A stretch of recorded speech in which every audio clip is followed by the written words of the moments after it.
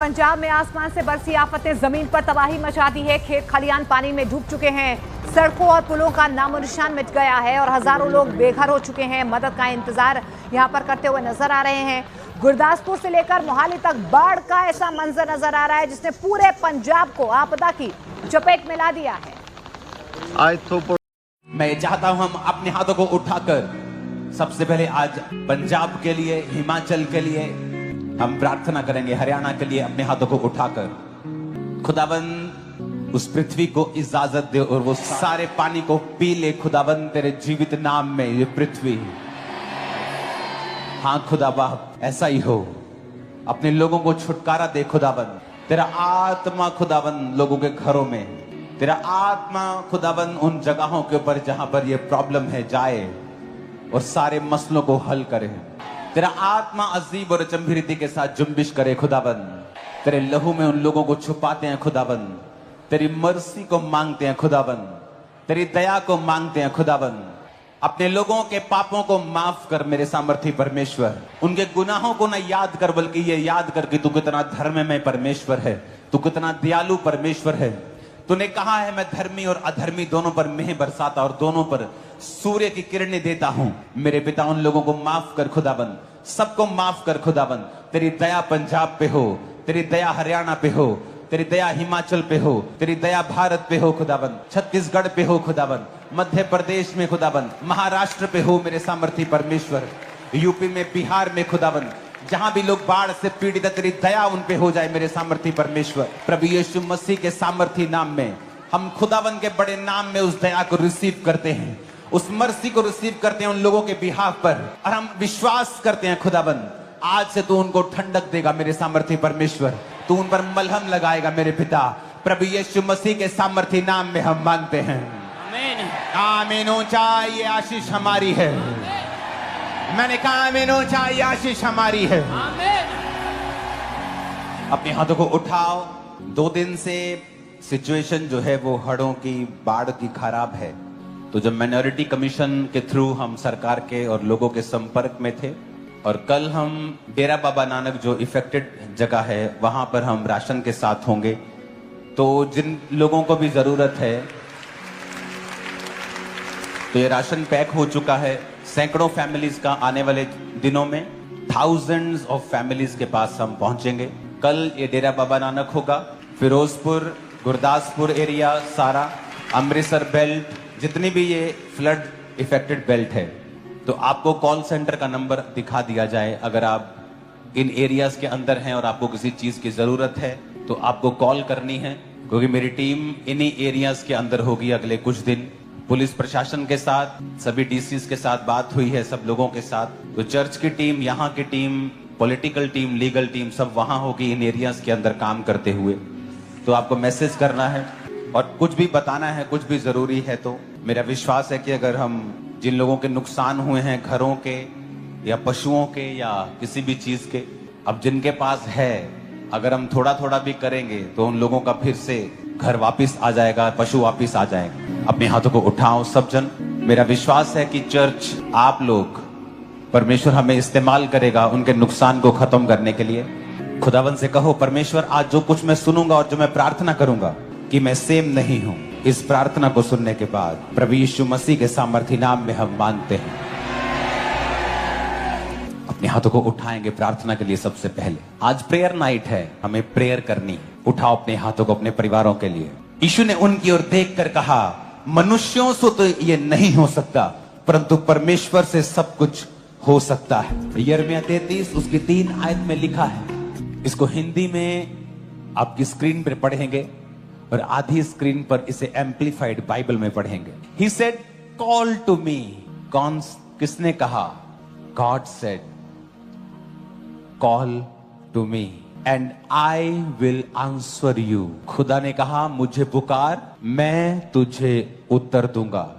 आगे सुनो, and show you, तुम्हें दिखाऊंगा great and mighty things जो मूसा की लाइफ में थी, पौलुस की लाइफ में थी, पतरस की लाइफ में थी, एलिया की लाइफ में थी। उसने कहा कॉल टू मी। जब इंसान को दिक्कत होती है वो कॉल करता है अपनी बुआ को, मासी को।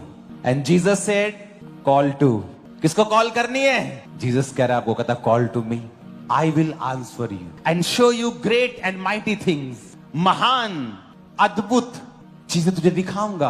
आगे लिखा है, ये एम्पलीफाइड है यानी खुल के समझाया है। आपकी स्क्रीन पर जो है वो सिंपल बाइबल है, लिखा fenced in and hidden. Fenced किसी घर की चार दीवारी। आप किसी घर के बाहर जाते हैं ना तो चार दीवारी होती है, चार दीवारी के अंदर क्या है पता नहीं। कहता call to me and I will answer you and show you great and mighty things fenced in and hidden. कहता जो चीजें छुपी हुई हैं, फेंस के अंदर हैं, चार दीवारी के अंदर है। कहता तू बाहर खड़ा है, चार दीवारी 35 फुट ऊंची है, तू बाहर खड़ा है, तेरे को दिख नहीं रहा अंदर क्या है। तेरे को पता तो है कुछ तो गड़बड़ है लाइफ में, कहीं तो गड़बड़ है कि मेरा बिजनेस बढ़ नहीं रहा। हो सकता है जिस पर आपने पूरा भरोसा किया है वो आपका सबसे बड़ा शत्रु हो, सबसे बड़ा चोर हो आपकी लाइफ में, बट आपको वो दिखता नहीं। क्यों? क्योंकि आप प्रेयरलेस हैं। प्रभु ने कहा मुझसे प्रार्थना कर, मैं तेरी सुन के बड़ी बड़ी कठिन बातें बताऊंगा जिन्हें तू अभी नहीं समझता। I will show you great and mighty things fenced in and hidden. जो कहता फेंस के पीछे हैं, फेंस के पीछे हैं, हिडन है, पर तेरी लाइफ उन पर निर्भर करती है। जब तक तू अपने बिजनेस से उस चोर को नहीं निकालेगा, या जिसको तू आम सा कर्मचारी समझता है, हो सकता है वो तेरा। आप सब, मैं जानता हूँ परमेश्वर आपको देख रहे हैं और आप परमेश्वर की निगरानी में। आज हम एक ऐसे विषय के बारे में बात करना चाहते हैं जो हम सब रोज प्रार्थना करते हैं और रोज उस विषय के लिए चिंता भी करते हैं और मनन भी करते हैं। बाकी वो विषय है हमारे जीवन का आने वाला कल, जिसके बारे में हम ये सोचते रहते हैं कि कल हम क्या करेंगे और कल हमारा क्या होगा, कल हमारे बच्चे स्कूल जाएंगे कि नहीं जाएंगे, कल हमारे जिंदगी में कुछ खुशियां आएगी कि नहीं आएगी, कल हमारे जीवन में जो हम चाहते हैं वो पूरा होगा कि नहीं होगा, हमारी सेहत कल कैसी रहेगी और हमारा परिवार सुरक्षित रहेगा कि नहीं रहेगा। ये कल आपको रोज कहीं ना कहीं एक क्वेश्चन मार्क जरूर देता है। मैं जानता हूं कि जो परमेश्वर को जानते हैं वो ऐसी बात कभी नहीं करते और ना ही ऐसा सोचते हैं, पर शैतान हमारे चारों ओर है। और ये विषय उन लोगों के लिए जो लोग परमेश्वर को अभी जानने लगे हैं और परमेश्वर के प्यार में खो गए हैं, परंतु उन्हें न्याय और उन्हें नियम को जानना बहुत जरूरी है। क्योंकि कल परमेश्वर ने हमारे लिए क्या रखा है, अगर हम इसको जान गए तो शायद हम कल की चिंता करना बंद कर देंगे। जिस तरह परमेश्वर का वचन कहता है कि कल की चिंता ना कर, कल की चिंता आप खुद के लिए कर लेगा, आज के लिए आज का दुख बहुत काफी है। यही वचन परमेश्वर ने हमें इसलिए दिया है क्योंकि जो लोग भविष्य की चिंता करते हैं, जो अपनी खुद की सेल्फ चिंता करते हैं, जो अपने परिवार की चिंता करते हैं और कल के विषय में मनन लगा के अपनी पूरी जीविका खराब कर लेते हैं और ये नहीं सोच पाते कि हमें कल क्या करना है, उसी विषय में परमेश्वर हमें कहता है कि तू कल की चिंता मत कर, कल की चिंता आप खुद कर लेगा, आज के लिए आज का दुख ही काफी है। मेरे प्यारे मित्रों और प्यारे भाइयों, मैं आपको ये बताना चाहता हूँ कि परमेश्वर ने हमें ऐसा क्यों बोला है। क्योंकि परमेश्वर ये जानते हैं कि हमारे बच्चे उसके ऊपर विश्वास करेंगे। क्योंकि जो अनंत जीवन का स्वामी है, जो राजा होगा राजा है, वो हमारे कल की नहीं, वो हमारे जीवन की रक्षा करता है। हमारे पूर्वजों से उसने हमें गोद ले लिया है, उसने हमें मोल देकर चुकाया है और हमें स्वीकार करा है जिस भी हालत में थे हम। जब हम पहले ऐसे थे, जब हमारे भविष्य के बारे में हमें नहीं पता था, जब हम अपने बारे में सोच सोच कर गलत कदम उठा लिया करते थे और पाप में पड़ जाते थे और उस पाप का परिणाम भी बहुत बड़ा भोगते थे। पर हम क्यों नहीं जानते कि आज हम वही गलतियां, वही व्यवहार वापस करेंगे तो हम किस तरह से प्रभु के कहलाएंगे। जिस तरह से परमेश्वर ने हम पर दया रखी, अगर हम उस दया को जानना चाहें तो हम कैसे अपने आप को जान सकते हैं, कैसे जान सकते हैं और कैसे जान सकते हैं। ये वही वचन है जो परमेश्वर का हमें सिखा रहा है कि तुम कल की चिंता मत करो। मैं जानता हूँ आज मेरा भाई कैंसर में है, मैं जानता हूँ कि आज मेरी बहन परेशान है, कर्जे में है, मैं जानता हूँ मेरे भाई उन अपने भाइयों से लड़ रहे हैं, अपनी चीजों के लिए, हक के लिए दौड़ रहे हैं, अपने कामकाज की चिंताओं में, ऑफिस के टेंशनों में, अपने वर्क की टेंशन में बहुत कुछ अपना खो रहे हैं, अपना आनंद खो रहे हैं। मेरे भाई बहनों, ये विषय परमेश्वर ने हमें इसलिए दिया कि जब हम इस चीज को छोटा करेंगे, अपने कामों को अनुशासन से करेंगे, नियम से करेंगे और अपने मुख पर सच रखेंगे, हमसे जो होता है हम उसी को करें।